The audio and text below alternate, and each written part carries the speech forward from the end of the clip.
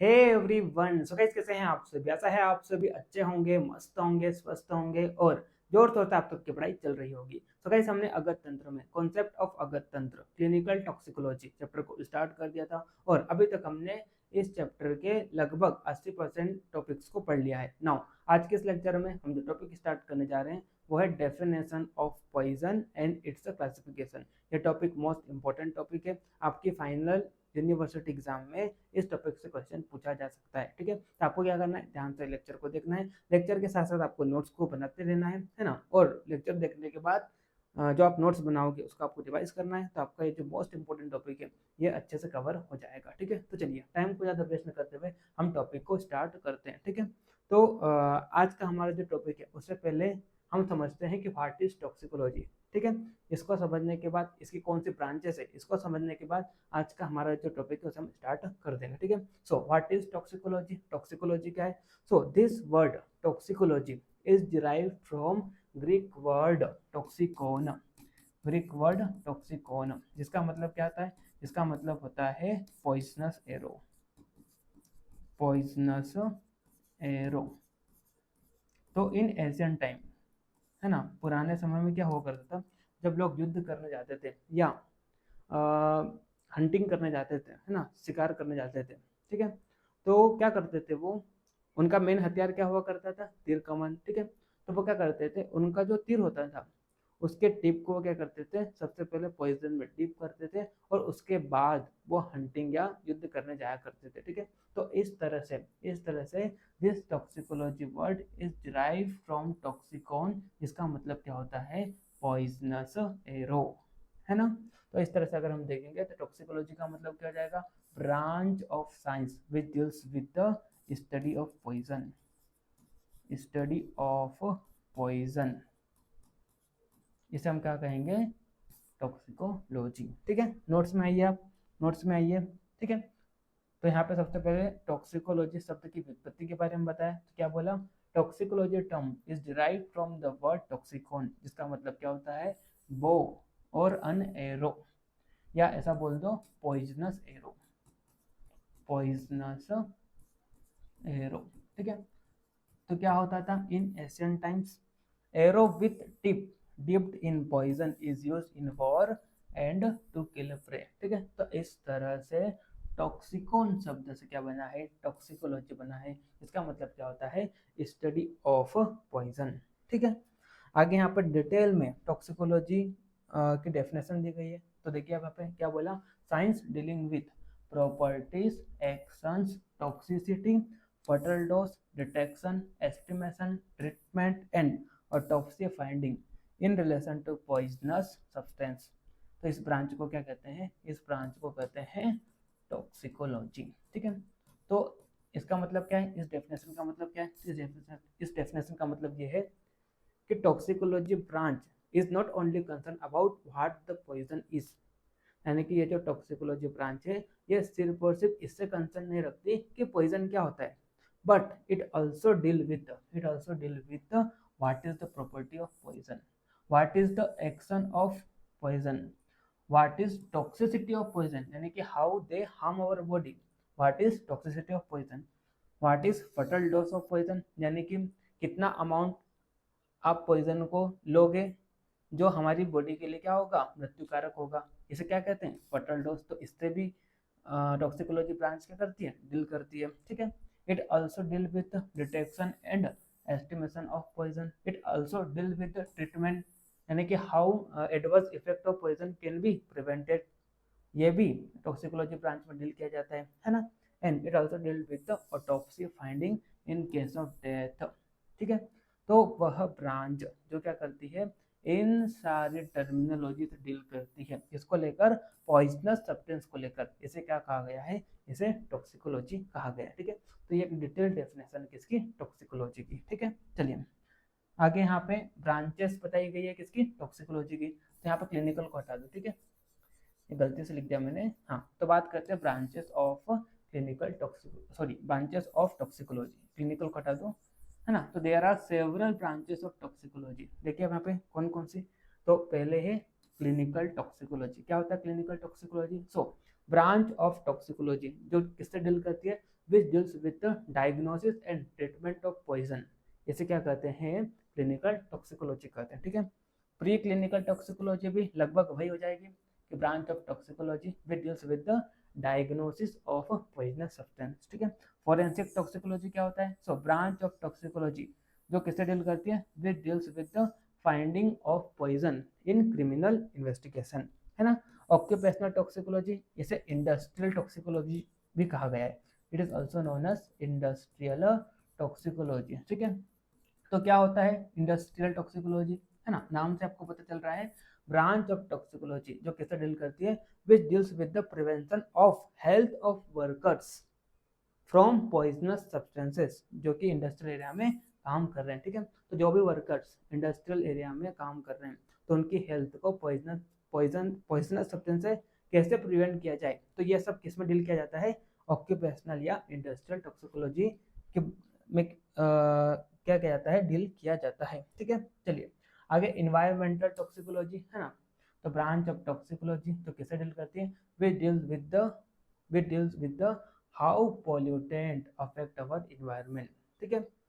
आगे देखिए aquatic toxicology, so it the branch of toxicology जो किसे डील करती है, which deals with the how toxin या पॉइजनस सब्सटेंस या पॉल्यूटेंट अफेक्ट एक्वेटिक इकोसिस्टम, है ना। Toxinology, so what is toxinology, so it is the branch of toxicology जो किसे डील करती है, which deals with the how toxin substances from animal या fungi या माइक्रोब क्या करती है, लिविंग ऑर्गेनिज्म को अफेक्ट करती है, तो इससे डील करती है कौन, टॉक्सिनोलॉजी, ठीक है। हाँ आगे यहाँ पे क्या बोला, इकोटॉक्सिकोलॉजी, इकोटॉक्सिकोलॉजी क्या होता है, सो ब्रांच ऑफ टॉक्सिकोलॉजी जो किसे डील करती है, which deals with the how poisonous substance affect our ecosystem, है ना। इंडस्ट्रियल टॉक्सिकोलॉजी मैंने आपको ऊपर बता दिया। आगे यहाँ पे क्या बोला, टॉक्सिकोजिनोमिक्स, है ना, तो यह ब्रांच क्या करती है, this branch merge toxicology with genome, है ना, यानी कि डील करती है कि अगर मान लो हमारी बॉडी में पॉइजनस सब्सटेंस क्या कर गया, इंटर कर गया, है ना, और बहुत पॉइजनस सब्सटेंस कैसे हमारे डीएनए को, आरएनए को, यानी कि हमारे जीनोम को कैसे चेंज कर रहा है, ठीक है। तो इस तरह का जो स्टडी है वो किसमें किया जाता है, टॉक्सिकोजिनोमिक्स में, यानी कि ये ब्रांच क्या करती है, टॉक्सिकोलॉजी को मर्ज करती है किससे, जीनोम से, ठीक है। चलिए आगे यहाँ पे, हाँ जैसे कि हमने ऊपर बताया कि what is toxicology, so study of poison, इसे क्या कहा गया है, टॉक्सिकोलॉजी कहा गया, ठीक है। तो अब हम समझते हैं कि ये पॉइजन क्या होता है, ठीक है। तो आगे यहाँ पे पॉइजन की डेफिनेशन दी गई है ना, इंपॉर्टेंट है ये, है ना। अब जो हम पढ़ेंगे ये टॉपिक इंपॉर्टेंट है, definition of poison and its classification, ये दो टॉपिक इंपॉर्टेंट है, आपकी फाइनल यूनिवर्सिटी एग्जाम से यहीं से क्वेश्चन आएगा, ठीक है। सो पॉइजन की यहाँ पर डेफिनेशन दी गई है, क्या बताया यहाँ पे, देखिए, it is a substance which if introduced in the living body और brought into contact with any part thereof will produce ill health or death by its constitutional or local effects or both, thus almost anything is poison, ठीक है। तो कोई भी ऐसा substance जिसको body में inter कराने पर या बॉडी के कांटेक्ट में आने पर क्या करेगा, जो अस्वस्थता को उत्पन्न करता है या जो क्या होता है, मृत्यु कारक होता है, बाय इट्स कॉन्स्टिट्यूशनल का मतलब क्या होता है कि ब्लड के द्वारा पूरी बॉडी में फैलकर क्या करेगा, अस्वस्थता या मृत्यु कारक होगा, है ना, अस्वस्थता को उत्पन्न करेगा या मृत्यु कारक होगा, या बाय इट्स लोकल इफेक्ट, यानी कि बॉडी के किसी पार्ट में संपर्क में आने पर या तो क्या करेगा, वो अस्वस्थता को उत्पन्न करेगा या मृत्यु कारक होगा, ठीक है। तो इस तरह का कोई भी सब्सटेंस, इसे हम क्या कहेंगे, पॉइजन कहेंगे, ठीक है। तो व्हाट इज पॉइजन, पॉइजन क्या होता है, तो पॉइजन वह सब्सटेंस है जिसको जो बॉडी में इंटर करने पर या बॉडी के संपर्क में आने पर क्या करता है, अस्वस्थता को उत्पन्न करता है या मृत्यु कारक होता है ना। तो इस तरह के सब्सटेंस को क्या कहा गया है, इस तरह के सब्सटेंस को पॉइजन कहा गया है। कोई भी वह सब्सटेंस हो जो बॉडी में इंटर करने पर या बॉडी के संपर्क में आने पर क्या करता है, इल हेल्थ इफेक्ट कोज करता है या मृत्यु कारक होता है, तो इस तरह के पदार्थ को, इस तरह के सब्सटेंस को क्या कहा गया है, पॉइजन कहा गया है, ठीक है। चलिए आगे क्लासिफिकेशन ऑफ पॉइजन की बात करते हैं, ठीक है। तो यहाँ पर हम क्या करेंगे, दो तरीके से हम क्या करेंगे, पॉइजन को क्लासिफाई करेंगे, जिसमें पहला क्या बताया यहाँ पे, पहला है according to their mode of action, है ना। तो क्या होता है मोड ऑफ एक्शन, तो अगर अगर क्या होता है, पॉइजन सब्सटेंस, पॉइजनस सब्सटेंस, है ना, अगर पॉइजनस सब्सटेंस बॉडी के कांटेक्ट में आता है या बॉडी में इंटर करता है, तो उस पॉइजनस सब्सटेंस का हमारी बॉडी पर क्या अफेक्ट पड़ेगा, तो उसके अकॉर्डिंग देखें तो हम पॉइजन को 6 टाइप में क्लासिफाई करते हैं। कितना टाइप में, 6 टाइप में, है ना। पहला क्या है, पहला है कोरोसिव, है ना, कोरोसिव, ठीक है। दूसरा क्या है, दूसरा है इरिटेंट,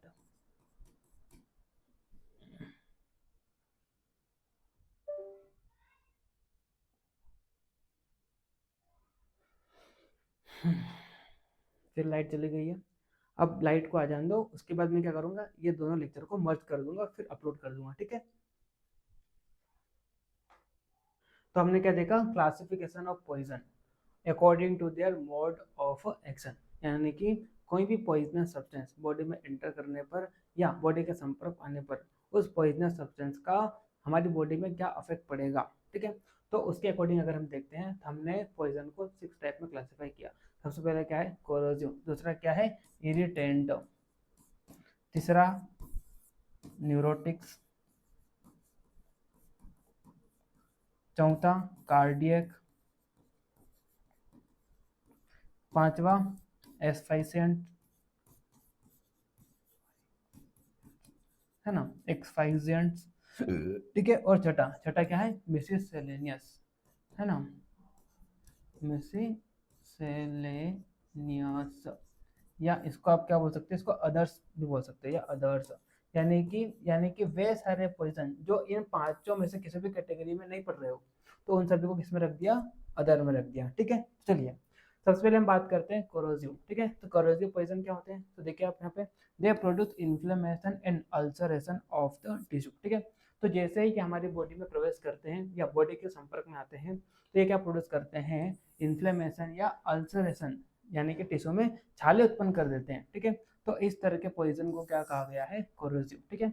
तो कोई भी ऐसा पॉइजन जो बॉडी के कांटेक्ट में आने पे या बॉडी में प्रवेश करने पर क्या प्रोड्यूस करते हैं, प्रोड्यूस इन्फ्लेमेशन और अल्सरेशन ऑफ टिश्यू, तो इस तरह के पॉइजन को क्या कहेंगे, हम कोरोसिव कहेंगे।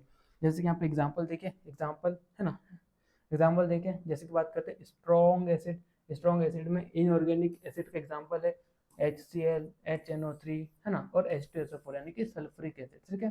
तो हाइड्रोक्लोरिक एसिड, नाइट्रिक एसिड, है ना, sulphuric acid, this acid are strong acid and जब भी हमारी बॉडी के कांटेक्ट में आएंगे तो ये क्या प्रोड्यूस करेंगे, this all will produce inflammation या अल्सरेशन, ठीक है। ऑर्गेनिक एसिड की बात करते हैं, तो जैसे की बात करते हैं carbolic, oxalic acid, acetic acid, ठीक है। तो ये भी जैसे हमारे बॉडी के कांटेक्ट में आएंगे, सो दे विल प्रोड्यूस इन्फ्लेमेशन और अल्सरेशन ऑफ टिश्यू, ठीक है। तो इन सभी को इसीलिए किसमें रखा गया है, कोरोसिव में रखा गया है। इसके अलावा आप देखिए यहाँ पे स्ट्रॉन्ग एल्कलाई, एग्जाम्पल देखिए आप, caustic soda, caustic potash, carbonate of sodium, potassium and ammonium, ठीक है। सो ये जैसे ही बॉडी के कांटेक्ट में आएंगे, तो ये क्या प्रोड्यूस करेंगे, इन्फ्लेमेशन प्रोड्यूस करेंगे, है ना। इसके अलावा मेटेलिक सोल्ट, जैसे कि बात करते हैं जिंक क्लोराइड, फेरिक क्लोराइड, है ना, सिल्वर नाइट्रेट, ठीक है। तो this all are metallic salts will produce inflammation और अल्सरेशन ऑफ टिश्यू, ठीक है।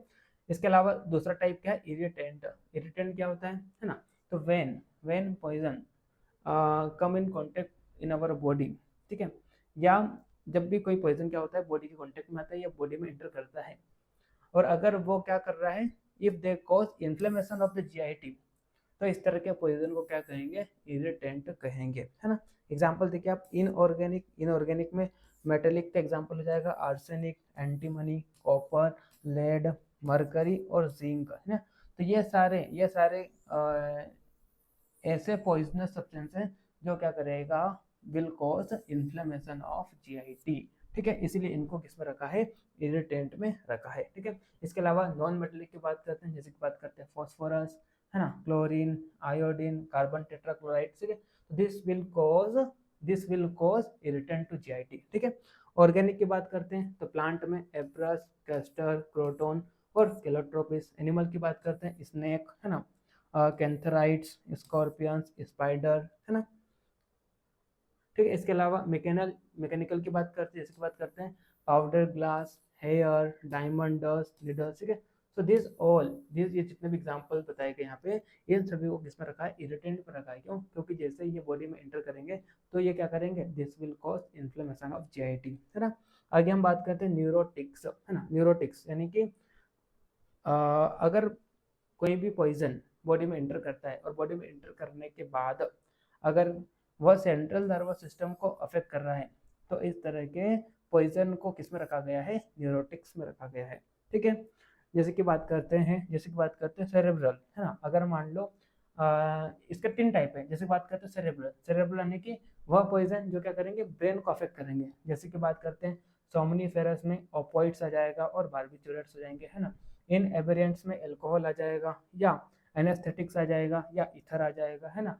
फिर डेलिरेंट्स की बात करते हैं तो इसमें धतूरा, कैनबिस एंड कोकेन, है ना। तो ये सब क्या है, ये सब ऐसे पॉइजनस सब्सटेंस है जो बॉडी में इंटर करने पर क्या करेंगे, ब्रेन को अफेक्ट करेंगे। ठीक है, इसके अलावा आप देखिए स्पाइनल, है ना, यानी कि ऐसे पॉइजन जो क्या करेंगे, बॉडी में एंटर करने के बाद स्पाइनल कॉर्ड को अफेक्ट करते हैं। जैसे कि बात करते हैं नक्स वोमिका और जलसेमियम। ठीक है, आगे देखिए पेरिफेरल, यानी कि ऐसे सब्सटेंस जो बॉडी में एंटर करने के बाद पेरिफेरल नर्वस सिस्टम को अफेक्ट करेंगे। जैसे कि बात करते हैं यहाँ पे देखिए कुरेयर और कोनियम। ठीक, चलिए फिर आगे बढ़ते हैं।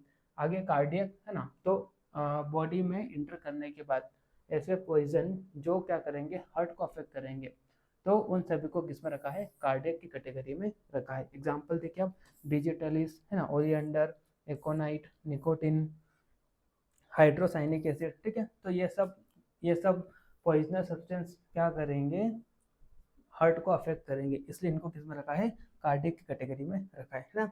इसके बाद यहाँ पे देखिए एस्फाइक्सिएंट, है ना, एक्सपाइसिएंट, है ना। तो ये क्या हो जाएगा, तो ये ऐसे पॉइजनस सब्सटेंस है ना, जो बॉडी में इंट्रोड्यूस करने पर क्या कर देंगे, ब्लड में ऑक्सीजन की कमी कर देंगे, है ना। देखिए यहाँ पे asphyxiant deprive the body of oxygen. ठीक है, एंड दे कैन बी, ये क्या हो सकते हैं, गैसेस भी हो सकते हैं, लिक्विड भी हो सकते हैं और सॉलिड भी हो सकते हैं, है ना। और उनके मेटाबोलाइट्स भी हो सकते हैं। जैसे कि बात करते हैं carbon monoxide, carbon dioxide, hydrogen sulphide और वॉर गैसेस, है ना। इसके अलावा बाकी जो भी पॉइजन जो ऊपर की कैटेगरी, ऊपर की जो 5 कैटेगरी, इन सब में फिट नहीं होते हैं, तो उन सभी को किस में डाल दिया है, मिससेलेनियस में डाल दिया है। ठीक है, जैसे कि एग्जांपल देखिए आप, एग्रोकेमिकल में पेस्टिसाइड्स, है ना, ऑर्गेनोफॉस्फेट और ऑर्गेनोक्लोरिन्स, है ना। फ्यूमिगेंट्स की बात करते हैं, इसमें एग्जांपल एल्यूमिनियम फॉस्फाइड, है ना, इथाइलिन डिब्रोमाइड, है ना। और रोडेंटिसाइड्स की बात करते हैं तो यहाँ पे थेलियम सल्फेट, जिंक फॉस्फेट। ठीक है, आज का लेक्चर एकदम आसान सा टॉपिक है, यहाँ पे आपको याद करना ज़्यादा है ना, समझाने का बहुत कम, इसलिए मैं यहाँ पर लेक्चर की स्पीड को थोड़ी हाई रख रहा हूँ। ठीक है, इसके अलावा हर्बिसाइड्स देखिए आप, पैराक्वेट और ब्रोमोक्साइनिल। ठीक है, आगे देखिए ड्रग्स ऑफ डिपेंडेंस, जिसकी बात करते हैं ट्रैंक्विलाइजर, है ना, एंटी डिप्रेसेंट और हेलुसिनोजेंस, है ना। आगे पेट्रोलियम प्रोडक्ट, जैसे बात करते हैं केरोसिन, पेट्रोल और नेफ्टा। ठीक, फूड पॉइजनिंग की बात करते हैं बैक्टीरियल, हाँ फूड पॉइजनिंग की बात करते हैं। फूड पॉइजनिंग में क्या हो जाएगा, यहाँ पे बैक्टीरियल, केमिकल, बोटुलिज्म, है ना, और अदर्स में अनल्जेसिक्स और एंटीपायरेटिक्स। ठीक है, तो जो ऊपर की 5 कैटेगरी, उनमें से किसी में फिट नहीं हुए थे, है ना, तो उन सभी को फिर बाकी सब इसमें रख दिया है। ठीक है, चलिए मिससेलेनियस में रख दिया। अब आगे हम बात करते हैं medico legal classification of poison by use, है ना। तो इन फोरेंसिक मेडिसिन, है ना, in forensic medicine, forensic medicine, है ना, इन फोरेंसिक मेडिसिन कोई भी पॉइजन किस लिए यूज किया गया है एंड किस लिए यूज किया गया है एंड हाउ दे यूज, इसके आधार पर यहाँ पर 6 कैटेगरी में पॉइजन को डिफाइन किया है। किसमें, इन फोरेंसिक मेडिसिन में किसी भी पॉइजन को किस लिए और कैसे यूज किया गया है, इसके आधार पर यहाँ पर 6 कैटेगरी में पॉइजन को डिवाइड किया। जैसे कि बात करते हैं होमिसाइडल क्या होता है, तो ऐसे पॉइजन जो दूसरे को मारने के लिए यूज किया जाता है, use to kill another person. जैसे कि बात करते हैं आर्सेनिक, एकोनाइट, डिजिटलिस, एब्रस, प्रेक्टोरियस, ठीक है। This are all example of homicidal, यानी कि ये सब पॉइजन किस लिए यूज किए जाते हैं, किसी अदर पर्सन को किल करने के लिए, है ना। सुसाइडल यानी कि आत्महत्या करने के लिए उपयोग किया जाता है, जैसे कि बात करते हैं ओपियम, बारबिचूरेट, कार्बोलिक एसिड और कॉपर सल्फेट, है ना। एक्सीडेंटल का मतलब क्या होता है कि बाय मिस्टेक किसी ने पॉइजन को ले लिया, है ना, किसी पॉइजनस प्लांट को खा लिया, या सांप, बिच्छू या किसी जानवर के द्वारा काटने से होता है, ठीक है। जैसे कि बात करते हैं, देखिए एग्जांपल, स्नेक बाइट या मिस्टेकली ईटिंग पॉइजनस प्लांट, यानी किसी पॉइजन को मिस्टेकली क्या कर लिया, इंजेस्ट कर लिया, तो वो सब किस में आ जाएगा, एक्सीडेंटल में आ जाएगा, ठीक है। आगे यहाँ पे देखिए, आगे यहाँ पे क्या बोला, एबॉर्टिफिकेशन यानी कि यूज टू इंड्यूस एबॉर्शन, यानी कि टू प्रिवेंट प्रेगनेंसी को प्रिवेंट करने के लिए पॉइजन का उपयोग किया गया है, तो उसे किस में रखा है, एबॉर्टिफिकेशन में। जैसे कि बात करते हैं अर्गोट, क्विनाइन, केलोट्रोपिस और प्लम्बेगो, है ना। आगे देखिए यहाँ पे स्टॉपिफाइंग यानी कि ये जो स्टॉपिफाइंग है, ये क्या होता है, तो किसी पर्सन को अनकॉन्शियस यानी कि बेहोश करने के लिए पॉइजन का उपयोग किया जाता है, उसे क्या कहते हैं, स्टॉपिफाइंग, है ना। और ये मेनली किसके द्वारा उपयोग किया जाता है, चोरों के द्वारा, है ना। जब वो क्या करते हैं, चोरी करने जाते हैं, तो चोर क्या करते हैं, कुछ इस तरह के केमिकल आते हैं, जैसे कि बात करते हैं धतूरा, कैनबिस, है ना, क्लोरल हाइड्रेट, है ना। तो इसको क्या करते हैं, वो नाक पे लगाते हैं, जिस कारण अगला पर्सन जो है, जिसके नाक पे ये केमिकल लगाया गया है ना, तो वो क्या हो जाता है, बेहोश हो जाता है, ठीक है। तो इस तरह से पॉइजन को किसी भी अनदर पर्सन को अनकॉन्शियस करने के लिए उपयोग किया गया है, तो उसे किस में रखा है, स्टॉपिफाइंग में रखा है, जैसे कि मैंने आपको यहाँ पे एग्जांपल बताए हैं, है ना। इसके अलावा केटल पॉइजन यानी कि किसी भी डोमेस्टिक एनिमल को मारने के लिए जिस सब्सटेंस का उपयोग किया जाता है ना, जैसे कि बात करते हैं एब्रस एब्रस प्रेक्टोरियस, कैलोट्रोपिस, प्लम्बेगो, ठीक है। तो ये सब यहाँ पर पॉइजन दिखाई दे रहे हैं, ये किसी भी डोमेस्टिक एनिमल को किल करने के लिए यहाँ पे उपयोग किया जाता है। तो इस तरह के पॉइजन को क्या कहा गया है, केटल पॉइजन कहा गया है, ठीक है। तो इस तरह से फोरेंसिक मेडिसिन में किसी भी पॉइजन को किस लिए और कैसे उपयोग किया गया है ना। तो इस तरह से यहाँ पर 6 कैटेगरी में पॉइजन को क्या किया है, क्लासिफाई किया है, ठीक है। तो इस तरह से आज के इस लेक्चर में हमने पॉइजन की डेफिनेशन और उसके क्लासिफिकेशन को देखा। नेक्स्ट आने वाले लेक्चर में हम क्या करेंगे, बाकी के जो 2-3 टॉपिक इसको हम कवर करेंगे, तो इस तरह से हमारा जो टॉपिक है वो पूरा कंप्लीट हो जाएगा, ठीक है। तो मिलते हैं नेक्स्ट लेक्चर में, तब तक के लिए okay bye, see you again.